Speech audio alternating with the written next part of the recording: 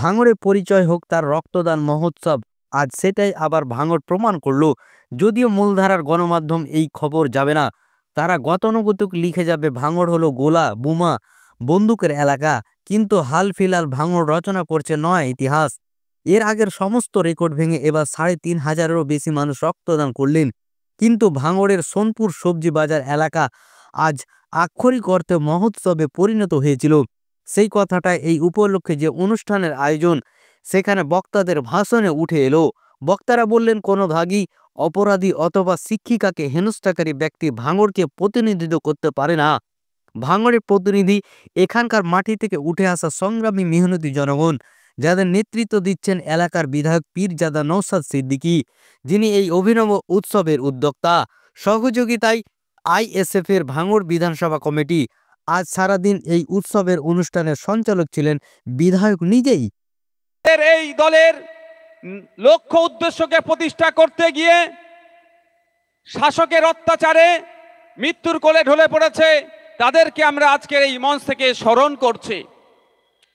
আমরা সেই সমস্ত আমাদের যোদ্ধাদেরকে স্মরণ করছি, শাহবাসী জানাচ্ছি, কুর্নিশ জানাচ্ছি, যারা শাসকের মিথ্যা ষড়যন্ত্রের শিকার হয়ে একাধিকবার জেল খাটার পরেও শিরদাঁড়াকে সোজা রেখে ন্যায়কে প্রতিষ্ঠার লড়াইয়ে এখনো এগিয়ে যাচ্ছে। বন্ধুগণ, আপনাদের সামনে এখন বক্তব্য দেবেন, দাদা আপনি বেরিয়ে যাবেন তো, এখনই আমাদের শামীম ফিরদাউস দা, হ্যাঁ পড়িয়ে নেব, শামীম ফিরদাউস দা আজকে এখান থেকে যাবেন এয়ারপোর্ট, ওখান থেকে তিনি সুপ্রিম কোর্টে যাবে। আমাদের একটা গুরুত্বপূর্ণ মামলা আছে যেটা আমি নিজে করেছি। শামীম ফিরদাউস দা যাবেন মামলা করতে, আগামীকাল যাবেন। আমাদের এক অত্যন্ত প্রিয় কাছের মানুষ, দুর্ভাগ্যের বিষয় তিনি আজকে এসে পৌঁছাতে পারলেন না, তার মেদিনীপুরে প্রোগ্রাম থাকার জন্য শ্রদ্ধেয় সম্মানীয় বিকাশ রঞ্জন মহাশয় তিনি আগামীকাল যাবেন। যে সংখ্যালঘু মুসলমানদের ওবিসি সার্টিফিকেট বাতিল হয়েছে, সেই মামলাতে আমি সুপ্রিম কোর্টে মামলা করছি। সেই মামলার যিনি তদারকি করছেন আপনাদের সামনে উপস্থিত হয়েছেন, আপনাদের সামনে কিছু মূল্যবান বক্তব্য দিয়ে ওবিসির মামলা দেখার জন্য তিনি আগামীকাল সুপ্রিম কোর্টে যেটা উঠবে আজকে পৌঁছে যাবেন। আর আরেকজন অ্যাডভোকেট আমাদের ওয়েস্ট বেঙ্গল থেকে যিনি যাবেন, শ্রদ্ধেয় সম্মানীয় বিকাশ রঞ্জন ভট্টাচার্য স্যার আগামীকাল যাবে। আপনার আমার অধিকারের জন্য সুপ্রিম কোর্টে সওয়াল করবেন। আমরা আশা করব আগামীকাল আমাদের যে ওবিসি নিয়ে যে সমস্যা হচ্ছে, হাইকোর্ট যে রায় দিয়েছে সেটা নিয়ে দীর্ঘ ডেটের পর ডেট পড়েছে, আগামীকাল কোনো একটা সঠিক বার্তা নিয়ে দিল্লি থেকে আমাদের সম্মানীয় আইনজীবীরা ফিরবেন।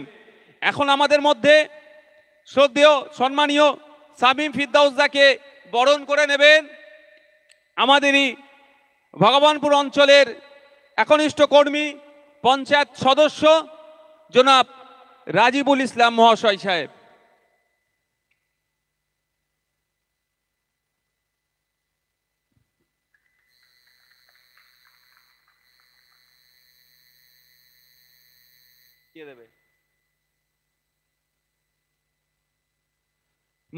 মোমেন্ট দিয়ে সংবর্ধিত করবে আমাদের একমাত্র জেলা পরিষদ।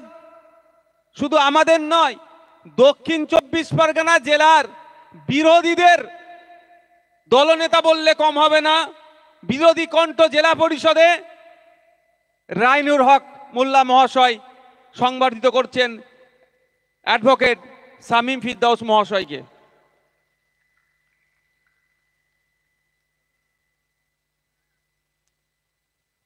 এখন আমি অনুরোধ করব শামীম দাকে